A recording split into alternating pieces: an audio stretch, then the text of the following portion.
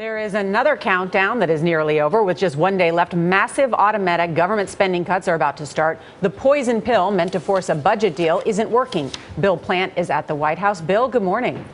Morning, Nora. Well, if you were hoping there might be a last-minute save, you can forget it. The president admitted that it's nearly impossible to get anything done in Washington in the amount of time that's left.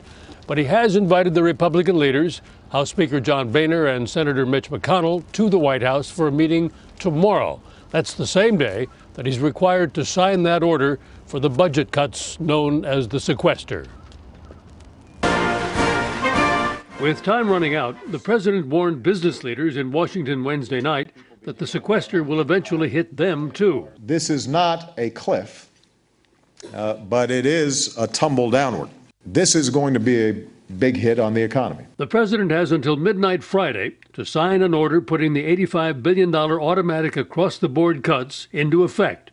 Those cuts will include $46 billion from the Pentagon's budget. Friday's meeting with Speaker Boehner and Senator McConnell at the White House is expected to come before the president signs the order. Ladies and gentlemen, the statue of Rosa Parks. On Wednesday, Mr. Obama talked briefly with both Republican leaders during a ceremony unveiling a statue of Rosa Parks on Capitol Hill, caught in this photo.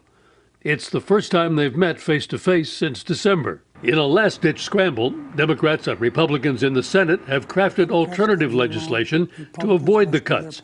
But both bills are expected to die when they're voted on later today. When Senate Democrats put forward tax hike gimmicks instead of negotiating serious spending cut solutions, Americans feel like they're not being listened to.